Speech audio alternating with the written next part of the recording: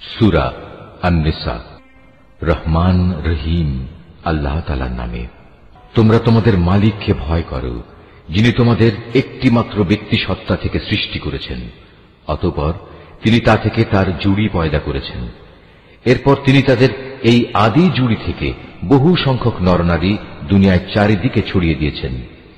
হে মানুষ, তোমরা ভয় করো আল্লাহ তাআলাকে, যার পবিত্র নামে তোমরা একে অপরের কাছে অধিকার ও পাওনা দাবি করো, এবং সৃষ্টি তত্ত্বের উৎস গর্ভধারিণী মাকে সম্মান করো। অবশ্যই আল্লাহ তাআলা তোমাদের উপর তীক্ষ্ণ দৃষ্টি রেখে চলেছেন। এতিমদের ধন সম্পদ তাদের কাছে দিয়ে দাও। তাদের ভালো জিনিসের সাথে নিজেদের খারাপ জিনিসের বদল করো না। তাদের সম্পদ সমূহ কখনো নিজেদের মালের সাথে মিলিয়ে হজম করে নিও না। এটা আসলেই একটা জঘন্য পাপ। আর যদি তোমাদের এই আশঙ্কা থাকে যে তোমরা এতিম মহিলাদের মাঝে ন্যায় বিচার করতে পারবে না, তাহলে সাধারণ নারীদের মাঝ থেকে তোমাদের যাদের ভালো লাগে তাদের 2 জন, 3 জন কিংবা 4 জনকে বিয়ে করে নাও। কিন্তু যদি তোমাদের এই ভয় হয় যে তোমরা একের অধিক হলে তাদের মাঝে ইনসাফ করতে পারবে না, তাহলে তোমাদের জন্য একজনই যথেষ্ট, কিংবা যে তোমাদের অধিকারভুক্ত তাদেরই যথেষ্ট মনে করে নাও। মনে রেখো, যৌনতার সীমা লঙ্ঘন থেকে বেঁচে থাকার জন্য এটাই হচ্ছে উত্তম ও সহজতর পন্থা। নারীদের তাদের মোহরানার অঙ্ক একান্ত খুশি মনে তাদের মালিকানায় দিয়ে দাও। অতঃপর তারা যদি নিজেদের মনের খুশিতে এর কিছু অংশ তোমাদের ছেড়ে দেয়, তাহলে তোমরা তা খুশি মনে ভোগ করতে পারো। আল্লাহ তাআলা তোমাদের যে সম্পদকে দুনিয়ায় তোমাদের প্রতিষ্ঠা লাভের উপকরণ হিসেবে বানিয়ে দিয়েছেন, তা এই নির্বোধ লোকেদের হাতে ছেড়ে দিও না। অবশ্যই এ থেকে তাদের খাওয়ার ব্যবস্থা করবে, তাদের পোশাক সরবরাহ করবে, সর্বোপরি তাদের সাথে ভালো কথা বলবে। এতিমদের প্রতি লক্ষ্য রাখতে হবে যতক্ষণ না তারা বিয়ের বয়স পর্যন্ত পৌঁছে। অতঃপর যদি তোমরা তাদের মধ্যে সম্পদ পরিচালনার যোগ্যতা অনুভব করতে পারো, তাহলে তাদের ধন সম্পদ তাদের হাতে তুলে দেবে। তাদের এই ধন সম্পদ তাদের বড় হবার আগেই তাড়াহুড়ো করে হজম করে ফেলো না। এতিমদের পৃষ্ঠপোষক যদি সম্পদশালী হয়, তাহলে সে যেন এই বাড়াবাড়ি থেকে বেঁচে থাকে। তবে হ্যাঁ, যদি সে পৃষ্ঠপোষক গরিব হয়, তাহলে সমাজের প্রচলিত নিয়ম অনুযায়ী সে যেন তা থেকে নিজের পারিশ্রমিক গ্রহণ করে। যখন তোমরা তাদের ধন সম্পদ তাদের ফিরিয়ে দেবে, তখন তাদের উপর সাক্ষী রেখো, যদিও হিসাব গ্রহণের জন্য আল্লাহ তাআলাই যথেষ্ট। তাদের পিতামাতা ও আত্মীয় স্বজনদের রেখে যাওয়া ধন সম্পদে পুরুষদের যেমন নির্দিষ্ট অংশ রয়েছে, একইভাবে নারীদের জন্য সে সম্পদে নির্দিষ্ট অংশ রয়েছে, যা তাদের পিতামাতা ও আত্মীয় স্বজনরা রেখে গেছে। পরিমাণ অল্প হোক কিংবা বেশি, উভয়ের জন্য এর অংশ নির্দিষ্ট করে দেওয়া হয়েছে। মৃত ব্যক্তির সম্পদ বন্টনের সময় যখন তার আপনজন, এতিম ও মিসকিনরা সেখানে এসে হাজির হয়, তখন তা থেকে তাদেরও কিছু দেবে এবং তাদের সাথে সুন্দরভাবে কথা বলবে। এতিমদের ব্যাপারে মানুষের এটুকু ভয় করা উচিত, যদি তারা নিজেরা মৃত্যুর সময় এমনি দুর্বল সন্তানদের পেছনে রেখে চলে আসত, তাহলে তাদের ব্যাপারে তারা এভাবে ভীত শঙ্কিত থাকত। অতএব তাদের ব্যাপারে আল্লাহকে ভয় করে চলা এবং এদের সাথে হামেশাই ন্যায় ইনসাফের কথাবার্তা বলা উচিত। যারা অন্যায়ভাবে এতিমদের মাল সম্পদ ভক্ষণ করে, তারা যেন আগুন দিয়ে নিজেদের পেট ভর্তি করে। অচিরেই এই লোকগুলো জাহান্নামের আগুনে জ্বলতে থাকবে। আল্লাহ তাআলা তোমাদের উত্তরাধিকারে সন্তানদের সম্পর্কে এ মর্মে তোমাদের জন্য এই বিধান জারি করেছেন যে এক ছেলের অংশ হবে 2 কন্যা সন্তানের মতো। কিন্তু উত্তরাধিকারী কন্যারা যদি 2-এর বেশি হয়, তাহলে তাদের জন্য থাকবে রেখে যাওয়া সম্পত্তির 2/3, আর সে কন্যা সন্তান যদি একজন হয়, তাহলে তার অংশ হবে পরিত্যক্ত সম্পত্তির অর্ধেক। মৃত ব্যক্তির সন্তান থাকলে তার পিতামাতা প্রত্যেকের জন্য থাকবে সে সম্পদের 6/1 অপরদিকে মৃত ব্যক্তির যদি কোনো সন্তান না থাকে এবং পিতামাতাই যদি হয় তার একমাত্র উত্তরাধিকারী, তাহলে তার মায়ের অংশ হবে 3/1। যদি মৃত ব্যক্তির কোনো ভাই বোন বেঁচে থাকে, তাহলে তার মায়ের অংশ হবে 6/1। মৃত্যুর আগে সে যে ওসিয়ত করে গেছে এবং তার রেখে যাওয়া ঋণ আদায় করে দেওয়ার পরেই কিন্তু এই সব ভাগ বাটোয়ারা করতে হবে। তোমরা জানো না তোমাদের পিতামাতা ও তোমাদের সন্তান সন্ততির মধ্যে কে তোমাদের জন্য উপকারের দিক থেকে বেশি নিকটবর্তী। অতএব এ হচ্ছে আল্লাহর বিধান। অবশ্যই আল্লাহ তাআলা সকল কিছু সম্পর্কে ওয়াকিবহাল এবং তিনি হচ্ছেন বিজ্ঞ, পরম কুশলী। তোমাদের স্ত্রীদের রেখে যাওয়া সম্পত্তিতে তোমাদের অংশ হচ্ছে অর্ধেক, যদি তাদের কোনো সন্তানাদি না থাকে। আর যদি তাদের সন্তান থাকে, তাহলে সে সম্পত্তিতে তোমাদের অংশ হবে 4 ভাগের 1 ভাগ। তারা যে ওসিয়ত করে গেছে কিংবা তাদের ঋণ পরিশোধ করার পরেই কিন্তু তোমরা এই অংশ পাবে। তোমাদের স্ত্রীদের জন্য থাকবে তোমাদের রেখে যাওয়া সম্পত্তির 1/4 যদি তোমাদের কোনো সন্তান না থাকে। যদি তোমাদের সন্তান থাকে, তাহলে তারা পাবে রেখে যাওয়া সম্পদের 8 ভাগের 1 ভাগ। মৃত্যুর আগে তোমরা যা ওসিয়ত করে যাবে কিংবা যে ঋণ তোমরা রেখে যাবে তা পরিশোধ করে দেওয়ার পরেই এই অংশ তারা পাবে। যদি কোনো পুরুষ কিংবা নারী এমন হয় যে তার কোনো সন্তান নেই, পিতা মাতাও নেই, শুধু আছে তার 1 ভাই ও 1 বোন, তাহলে তাদের সবার জন্য থাকবে 6 ভাগের 1 ভাগ। ভাই বোন মিলে তারা যদি এর চাইতে বেশি হয়, তবে মৃত ব্যক্তির রেখে যাওয়া সম্পদের 1/3 তারা সবাই সমান অংশীদার হবে। অবশ্য এ সম্পত্তির উপর মৃত ব্যক্তির যা ওসিয়ত করা আছে কিংবা কোনো ঋণ পরিশোধের পরই এ ভাগাভাগি করা যাবে। তবে কখনো উত্তরাধিকারীদের অধিকার পাওয়ার পথে তা যেন ক্ষতিকর হয়ে না দাঁড়ায়, সে কথাও খেয়াল রাখতে হবে। কেননা এ হচ্ছে আল্লাহর নির্দেশ, আর আল্লাহ তাআলা সর্বজ্ঞানী ও পরম ধৈর্যশীল। এগুলো হচ্ছে আল্লাহ তাআলার সীমারেখা। যে ব্যক্তি এর ভেতরে থেকে তার ও তার রসুলের আনুগত্য করবে, আল্লাহ তাআলা তাকে এমন এক জান্নাতে প্রবেশ করাবেন যার তলদেশ দিয়ে ঝর্ণাধারা প্রবাহিত হবে। সেখানে সে অনন্তকাল ধরে অবস্থান করবে। মূলত এ হবে এক মহা সাফল্য। অপরদিকে যে ব্যক্তি আল্লাহ তাআলা ও তার রসুলের নাফরমানি করবে এবং তার নির্ধারিত সীমারেখা লঙ্ঘন করবে, আল্লাহ তাআলা তাকে জ্বলন্ত আগুনে প্রবেশ করাবেন। সেখানে সে অনন্তকাল ধরে থাকবে। এটা হচ্ছে তার জন্য অপমানকর শাস্তি। তোমাদের নারীদের মধ্যে যারা ব্যভিচারের দুষ্কর্ম নিয়ে আসবে, তাদের বিচারের উপর তোমরা নিজেদের মধ্যে থেকে 4 জন সাক্ষী জোগাড় করবে। অতঃপর সে 4 জন লোক যদি ইতিবাচক সাক্ষ্য প্রদান করে, তাহলে সে নারীদের তোমরা ঘরের ভেতর অবরুদ্ধ করে রাখবে যতদিন না মৃত্যু এসে তাদের সমাপ্তি ঘটিয়ে দেয়, অথবা আল্লাহ তাআলা তাদের জন্য অন্য কোনো ব্যবস্থা না করেন। আর তোমাদের মধ্যে যে 2 জন নরনারী এ ব্যভিচারের কাজ করবে, তাদের 2 জনকেই তোমরা শাস্তি দেবে। হ্যাঁ, তারা যদি তওবা করে এবং নিজেদের সংশোধন করে নেয়, তাহলে তাদের শাস্তি দেয়া থেকে তোমরা সরে দাঁড়াও। অবশ্যই আল্লাহ তাআলা তওবা কবুলকারী এবং পরম দয়ালু। আল্লাহ তাআলার উপর শুধু তাদের তওবাই কবুলযোগ্য হবে যারা ভুলবশত গুনাহের কাজ করে, অতঃপর জানা মাত্রই তারা দ্রুত তা থেকে ফিরে আসে। মূলত এরাই হচ্ছে সেসব লোক যাদের উপর আল্লাহ তাআলা দয়া পরবশ হন, আর আল্লাহ তাআলাই হচ্ছেন সর্ববিষয়ে জ্ঞানী, কুশলী। আর তাদের জন্য তওবা করার কোনো অবকাশ নেই যারা আজীবন শুধু গুনাহের কাজই করে। এভাবেই গুনাহের কাজ করতে করতে একদিন তাদের কারো দুয়ারে যখন মৃত্যু এসে হাজির হয়, তখন সে বলে, হে আল্লাহ, আমি এখন তওবা করলাম। আসলে তাদের জন্য কোনো তওবা নয় যারা কাফের অবস্থায় ইহুল্লাহ সাঙ্গ করল।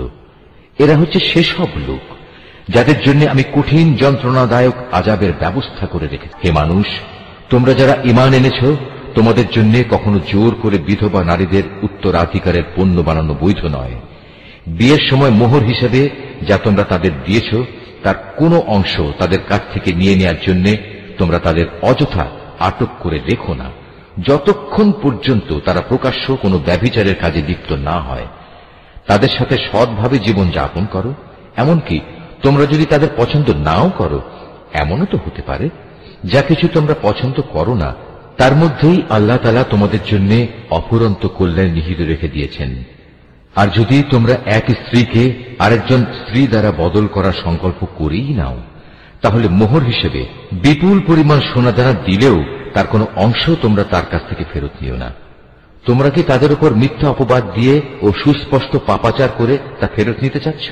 তোমরা মোহরানার সে অংশটুকু ফেরত নেবেই বা কি করে? অথচ বিভিন্নভাবে তোমরা তো একে অপরের স্বাদ গ্রহণ করেছ।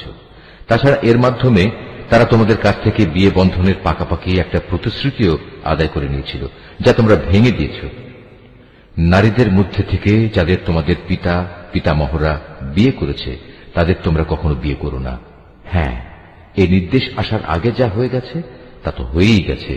এটি আসলেই ছিল এক অশ্লীল নির্লজ্জ কাজ এবং খুবই ঘৃণ্য ও নিকৃষ্ট আচরণ। বিয়ের জন্য তোমাদের উপর হারাম করে দেয়া হয়েছে তোমাদের মা, তোমাদের মেয়ে, তোমাদের বোন, তোমাদের ফুপু, তোমাদের খালা, ভাইদের মেয়ে, বোনদের মেয়ে, আরো হারাম করা হয়েছে সেসব মা যারা তোমাদের বুকের দুধ খাইয়েছে, তোমাদের দুধ খাওয়ার সাথী বোন, তোমাদের স্ত্রীদের মা, তোমাদের স্ত্রীদের মাঝে যাদের সাথে তোমরা সহবাস করেছ, তাদের আগের স্বামীর ঔরসজাত মেয়েরা যারা তোমাদের অভিভাবকত্বে রয়েছে। অবশ্য যদি তাদের সাথে তোমাদের শুধু বিয়ে হয়ে থাকে কিন্তু তোমরা কখনো তাদের সাথে সহবাস করোনি, তাহলে তাদের আগের স্বামীর মেয়েদের বিয়ে করায় তোমাদের জন্য কোনো দোষ নেই। তোমাদের জন্য তোমাদের নিজেদের ঔরসজাত ছেলেদের স্ত্রীদের হারাম করা হয়েছে। উপরন্তু বিয়ের জন্য তোমাদের উপর দুই বোনকে একত্র করাও হারাম করা হয়েছে। তবে যা কিছু এর আগে সংঘটিত হয়ে গেছে তা তো হয়েই গেছে। সে ব্যাপারে অবশ্যই আল্লাহ তাআলা বড়ই ক্ষমাশীল ও একান্ত দয়াবান। নারীদের মাঝে আগে থেকেই বিয়ের দুর্গে অবস্থানকারীদেরও তোমাদের জন্য হারাম করা হয়েছে। তবে যেসব নারী যুদ্ধবন্দী হয়ে তোমাদের অধিকারে এসে পড়েছে তারা ব্যতীত। এ হচ্ছে বিয়ের ব্যাপারে তোমাদের উপর আল্লাহ তাআলার বিধান। এর বাইরে যেসব নারী রয়েছে তাদের তোমাদের জন্য এ শর্তে হালাল করা হয়েছে যে তোমরা বিয়ের জন্য একটি নির্দিষ্ট পরিমাণ মোহরের বিনিময় আদায় করে দেবে এবং তোমরা বিয়ের সংরক্ষিত দুর্গে অবস্থান করবে। তোমরা অবাধ যৌন স্পৃহা পূরণে নিয়োজিত হবে না। অতঃপর তাদের মধ্যে যাদের তোমরা এর মাধ্যমে উপভোগ করবে তাদের মোহরের বিনিময়ে ফরজ হিসেবে আদায় করে দাও। অবশ্য একবার এ মোহর নির্ধারিত হয়ে যাওয়ার পর যে পরিমাণের উপর তোমরা উভয় একমত হও তাতে কোনো দোষের কিছু নেই। নিশ্চয়ই আল্লাহ তাআলা সর্বজ্ঞ, কুশলী। আর তোমাদের মধ্যে যে ব্যক্তির স্বাধীন ও সম্ভ্রান্ত কোনো ঈমানদার নারীকে বিয়ে করার আর্থিক ও সামাজিক সামর্থ্য না থাকে তাহলে সে যেন তোমাদের অধিকারভুক্ত কোনো ঈমানদার নারীকে বিয়ে করে নেয়। তোমাদের ঈমানের অবস্থা সম্পর্কে তো আল্লাহ তাআলা সম্যক অবগত আছেন। ঈমানের মাপকাঠিতে তোমরা তো একই রকম। অতঃপর তোমরা তাদের অধিকারভুক্তদের অভিভাবকদের অনুমতি নিয়ে বিয়ে করো এবং ন্যায় ইনসাফ ভিত্তিক তাদের যথার্থ মোহরানা দিয়ে দাও। এর উদ্দেশ্য হচ্ছে তারা যেন বিয়ের দুর্গে সুরক্ষিত হয়ে যায়, স্বেচ্ছাচারিণী হয়ে পর পুরুষকে আনন্দ দানের কাজে নিয়োজিত না থাকে। অতঃপর যখন তাদের বিয়ের দুর্গে অবস্থান করে দেয়া হল তখন যদি তারা ব্যভিচারে লিপ্ত হয় তখন তাদের উপর আরোপিত শাস্তির পরিমাণ কিন্তু বিয়ের দুর্গে অবস্থানকারিণী স্বাধীন সম্ভ্রান্ত নারীদের উপর আরোপিত শাস্তির অর্ধেক। তোমাদের মধ্যে যাদের ব্যভিচারে লিপ্ত হবার আশঙ্কা থাকবে শুধু তাদের জন্যই এই রেয়াতটুকু দেয়া হয়েছে। কিন্তু তোমরা যদি ধৈর্য ধারণ করতে পারো অবশ্যই তা তোমাদের জন্য কল্যাণকর এবং আল্লাহ তাআলা একান্ত ক্ষমাপরায়ণ ও পরম দয়ালু। আল্লাহ তাআলা তার বাণীসমূহ তোমাদের কাছে খুলে খুলে বলে দিতে চান এবং তিনি তোমাদের পূর্ববর্তী পুণ্যবান মানুষদের পথে পরিচালিত করতে চান। আর এর মাধ্যমে আল্লাহ তাআলা তোমাদের ক্ষমা অনুগ্রহ করতে চান। আল্লাহ তাআলা সর্বজ্ঞ, কুশলী। আল্লাহ তাআলা তোমাদের উপর ক্ষমা পরবশ হবেন।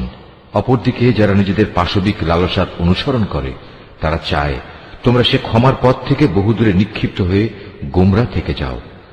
আল্লাহ তাআলা তোমাদের উপর থেকে বিধিনিষেধের বোঝা লঘু করে তোমাদের জীবন সহজ করে দিতে চান, কেননা মানুষকে অত্যন্ত দুর্বল করে পয়দা করা হয়েছে। হে মানুষ, তোমরা যারা ঈমান এনেছ কখনো তোমরা একে অপরের ধন সম্পত্তি অন্যায়ভাবে গ্রাস করো না। হ্যাঁ, ব্যবসা বাণিজ্য যা করবে তা পারস্পরিক সম্মতির ভিত্তিতেই করবে এবং কখনো স্বার্থের কারণে একে অপরকে হত্যা করো না। অবশ্যই আল্লাহ তাআলা তোমাদের প্রতি মেহেরবান। যে কেউই বাড়াবাড়ি ও জুলুম করতে গিয়ে এই হত্যার কাজ করে অচিরেই আমি তাকে আগুনে পুড়িয়ে দেব। আর আল্লাহর পক্ষে এ কাজ একেবারেই সহজ, মোটেই কঠিন কিছু নয়। যদি তোমরা সে সমস্ত বড় বড় গুনাহ থেকে বেঁচে থাকো যা থেকে বেঁচে থাকার জন্য তোমাদের নির্দেশ দেয়া হয়েছে, তাহলে তোমাদের ছোটখাটো গুনাহ আমি এমনিই তোমাদের হিসাব থেকে মুছে দেব এবং অত্যন্ত সম্মানজনক স্থানে আমি তোমাদের পৌঁছে দেব। আল্লাহ তাআলা তোমাদের একজনের তুলনায় আরেকজনকে যা কিছু বেশি দান করেছেন তোমরা তা পাওয়ার লালসা করো না। যা কিছু পুরুষরা উপার্জন করল তা তাদেরই অংশ হবে, আবার নারী যা কিছু অর্জন করল তাও হবে তাদেরই অংশ। তোমরা আল্লাহ তাআলার কাছ থেকে তার অনুগ্রহ পাওয়ার জন্য প্রার্থনা করো। অবশ্যই আল্লাহ তাআলা প্রতিটি বিষয় সম্পর্কে সম্যক ওয়াকেবহাল রয়েছেন। পিতামাতা ও আত্মীয় স্বজনের রেখে যাওয়া সম্পত্তিতে আমি সবার জন্যই অভিভাবক নিযুক্ত করে রেখেছি। যাদের সাথে তোমাদের কোনো চুক্তি কিংবা অঙ্গীকার রয়েছে তাদের পাওনা পুরোপুরি আদায় করে দেবে। আল্লাহ তাআলা অবশ্যই প্রতিটি বিষয়ের উপর সাক্ষী হয়ে আছেন। পুরুষরা হচ্ছে নারীদের কাজকর্মের উপর প্রহরী, তত্ত্বাবধায়ক। কারণ আল্লাহ তাআলা এদের একজনকে আরেকজনের উপর কিছু বিশেষ মর্যাদা প্রদান করেছেন। পুরুষের এই মর্যাদার একটি বিশেষ কারণ হচ্ছে প্রধানত তারাই দাম্পত্য জীবনের জন্য নিজেদের অর্থ সম্পদ ব্যয় করে। অতএব সতীসাধ্যী নারী হবে একান্ত অনুগত। পুরুষদের অনুপস্থিতিতে তারা স্বয়ং আল্লাহর তত্ত্বাবধানে থেকে নিজেদের ইজ্জত, আব্রু ও অন্যান্য সব অদেখা কিছুর রক্ষণাবেক্ষণ করবে। আর যখন কোন নারীর অবাধ্যতার ঔদ্ধত্যের ব্যাপারে তোমরা আশঙ্কা করো, তখন তোমরা তাদের ভালো কথার উপদেশ দাও। তা কার্যকর না হলে তাদের সাথে একই বিছানায় থাকা ছেড়ে দাও। তাতেও যদি তারা ভালো না হয়, তাহলে চূড়ান্ত ব্যবস্থা হিসেবে তাদের মৃদু প্রহার করো। তবে যদি তারা এমনি অনুগত হয়ে যায়, তাহলে তাদের খামোখা কষ্ট দেওয়ার জন্য অজুহাত খুঁজে বেরিও না। অবশ্যই আল্লাহ তাআলা সর্বশ্রেষ্ঠ ও সবার চাইতে মহান। আর যদি তাদের স্বামী স্ত্রী এ দুজনের মাঝে বিচ্ছেদের আশঙ্কা দেখা দেয়, তাহলে তার পক্ষ থেকে একজন সালিশ এবং তার স্ত্রীর পক্ষ থেকে একজন সালিশ নিযুক্ত করো। আসলে উভয়ে যদি নিজেদের নিষ্পত্তি চায়, তাহলে আল্লাহ তাআলা তাদের পুনরায় মীমাংসায় পৌঁছার তৌফিক দেবেন। আল্লাহ তাআলা নিশ্চয়ই সম্যক জ্ঞানী, সর্ববিষয়ে ওয়াকিবহাল। তোমরা এক আল্লাহ তাআলার ইবাদত করো, কোনো কিছুকেই তার সাথে অংশীদার বানিও না, এবং পিতামাতার সাথে ভালো ব্যবহার করো। আরো যারা তোমাদের ঘনিষ্ঠ আত্মীয়, এতিম, মিসকিন, আত্মীয় প্রতিবেশী, অনাত্মীয় প্রতিবেশী, তোমার পথচারীর সঙ্গী ও তোমার অধিকারভুক্ত দাস দাসী, তাদের সবার সাথেও ভালো ব্যবহার করো। অবশ্যই আল্লাহ তাআলা এমন মানুষকে কখনো পছন্দ করেন না যে অহংকারী ও দাম্ভিক। আল্লাহ তাআলা এমন ধরনের লোকদেরও ভালোবাসেন না যারা নিজেরা যেমন কার্পণ্য করে তেমনি অন্যদেরও কার্পণ্য করার আদেশ করে। তাছাড়া আল্লাহ তাআলা তাদের যা কিছু ধন সম্পদের অনুগ্রহ দান করেছেন তারা তা লুকিয়ে রাখে। আমি কাফেরদের জন্য এক লাঞ্ছনাদায়ক শাস্তির ব্যবস্থা করে রেখেছি। আল্লাহ তাআলা তাদেরও পছন্দ করেন না যারা লোক দেখানোর উদ্দেশ্যে নিজেদের ধন সম্পদ ব্যয় করে। তারা আল্লাহ তাআলা এবং শেষ বিচারের দিনকেও বিশ্বাস করে না। আর শয়তান যদি কোনো ব্যক্তির সাথী হয়, তাহলে বুঝতে হবে সে বড়ই খারাপ সাথী পেল। কি দুর্যোগ তাদের উপর দিয়ে বয়ে যেত যদি তারা শয়তানকে সাথী বানানোর বদলে আল্লাহ তাআলার উপর ঈমান আনত এবং ঈমান আনত পরকাল দিবসের উপর। সর্বোপরি আল্লাহ তাআলা তাদের যা কিছু দান করেছেন তা থেকে তারা খরচ করত। বস্তুত আল্লাহ তাআলা তাদের কাজকর্ম সম্পর্কে ভালোভাবেই ওয়াকিবহাল রয়েছেন। আল্লাহ তাআলা কার উপর এক বিন্দু পরিমাণও জুলুম করেন না, বরং তিনি তো এত দয়ালু যে নেকির কাজ যদি একটি হয় তবে তিনি তার পরিমাণ দ্বিগুণ করে দেন এবং এর সাথে তিনি নিজ থেকেও বড় কিছু পুরস্কার যোগ করেন। সেদিন তাদের অবস্থাটা কেমন হবে যখন আমি প্রত্যেক উম্মতের কাজে সাক্ষী হিসেবে তাদের নবীকে এনে হাজির করব, এবং হে মুহাম্মদ, এদের সবার কাছে সাক্ষী হিসেবে আমি সেদিন তোমাকে নিয়ে আসব। সেদিন যারা আল্লাহ তাআলাকে অস্বীকার করেছে এবং তার রাসূলের বিরুদ্ধাচরণ করেছে, তারা কামনা করবে মাটি যদি তাদের নিজেদের সাথে মিশে একাকার হয়ে যেত। কারণ সেদিন কোন মানুষ কোনো কথাই মহাবিচারক আল্লাহ তাআলার কাছ থেকে গোপন করতে পারবে না। রুকু 7। হে ঈমানদাররা, তোমরা কখনো নেশাগ্রস্ত অবস্থায় নামাজের কাছে যেও না, যতক্ষণ পর্যন্ত তোমরা এতটুকু নিশ্চিত না হবে যে তোমরা যা কিছু বলছো তা তোমরা ঠিক ঠিক জানতে বুঝতে পারছ। আবার অপবিত্র অবস্থায়ও নামাজের কাছে যেও না, যতক্ষণ না তোমরা পুরোপুরিভাবে গোসল সেরে নেবে। তবে পথচারী অবস্থায় থাকলে তা ভিন্ন কথা। আর যদি তোমরা অসুস্থ হয়ে পড়ো অথবা প্রবাসে থাকো, কিংবা তোমাদের কেউ যদি পায়খানা থেকে ফিরে আসো, অথবা তোমরা যদি দৈহিক মিলনের সাথে নারী স্পর্শ করো, তাহলে পানি দিয়ে নিজেদের পরিষ্কার করে নেবে। তবে যদি এসব অবস্থায় পানি নাই পাও, তাহলে পবিত্র মাটি দিয়ে তায়াম্মুম করে নেবে, এবং তার পদ্ধতি হচ্ছে তা দিয়ে তোমাদের মুখমণ্ডল ও তোমাদের হাত মাসে করে নেবে। অবশ্যই আল্লাহ তাআলা গুনাহ মার্জনাকারী, পরম ক্ষমাশীল। হে নবী, তুমি কি তাদের অবস্থা দেখোনি যাদের আসমানী গ্রন্থের সামান্য একটা অংশ দেয়া হয়েছিল, কিন্তু তারা গুমরাহির পথই কিনে নিচ্ছে। তারা তো তোমাদেরও পথভ্রষ্ট করে দিতে চায়। তোমাদের দুশমনদের আল্লাহ তাআলা ভালো করে জানেন। অভিভাবক হিসেবে যেমন আল্লাহ তাআলা যথেষ্ট, তেমনি সাহায্যকারী হিসেবেও আল্লাহ তাআলাই যথেষ্ট। ইহুদি জাতির মধ্যে কিছু লোক এমন আছে যারা রসুলের কথাগুলো মূল অর্থের স্থান থেকে সরিয়ে বিকৃত করে দেয় এবং তারা বলে, আমরা শুনলাম এবং সাথে সাথে অমান্যও করলাম। আবার বলে, আমাদের কথা শুনুন। আসলে ইসলামী জীবন বিধানে অপবাদ দানের উদ্দেশ্যে নিজেদের জিহ্বাকে কুঞ্চিত করে এরা বলে, হে নবী আপনি শুনুন। সাথে সাথেই বলে, আপনার শ্রবণ শক্তি রহিত হয়ে যাক। অথচ এসব কথা না বলে তারা যদি বলতো, হে নবী আমরা আপনার কথা শুনলাম এবং তা মেনে নিলাম এবং আপনি আমাদের কথা শুনুন, আমাদের প্রতি লক্ষ্য করুন, তাহলে এই বিষয়টা তাদের জন্য কতই না ভালো হতো। তাই হতো বরং তাদের জন্য সঙ্গত। কিন্তু সত্য অস্বীকার করার কারণে তাদের উপর আল্লাহ তাআলা অভিশাপ দিয়েছেন। অতঃপর তাদের সামান্য কিছু লোকই মাত্র ঈমান এনে থাকে। হে মানুষেরা, যাদের কিতাব দেওয়া হয়েছে তোমরা সেই গ্রন্থের উপর ঈমান আনো যা আমি মুহাম্মাদের উপর নাজিল করেছি। এ হচ্ছে এমন এক কিতাব যা তোমাদের কাছে মজুদ পূর্ববর্তী কিতাবের সত্যতা স্বীকার করে। ঈমান আনো সে সময় আসার আগে যখন আমি পাপিষ্ঠদের চেহারাসমূহ বিকৃত করে তাকে উল্টো দিকে ঘুরিয়ে দেব, অথবা ইহুদিদের পবিত্র দিন শনিবারের অবমাননাকারীদের প্রতি আমি যেভাবে অভিশাপ নাজিল করেছি তেমনি কোন বড় বিপর্যয় আসার আগেই ঈমান আনো। আর আল্লাহ তাআলার হুকুম সে তো অবধারিত। নিঃসন্দেহে আল্লাহ তাআলা কখনো সে গুনাহ মাফ করবেন না যেখানে তার সাথে কাউকে শরীক করা হয়। এছাড়া অন্য সব গুনাহ তিনি যাকে ইচ্ছা ক্ষমা করে দেন। যে ব্যক্তি আল্লাহর সাথে কাউকে অংশীদার বানালো সে সত্যি একটা বড় ধরনের মিথ্যা রচনা করল এবং একটা মহা পাপে নিজেকে জড়ালো।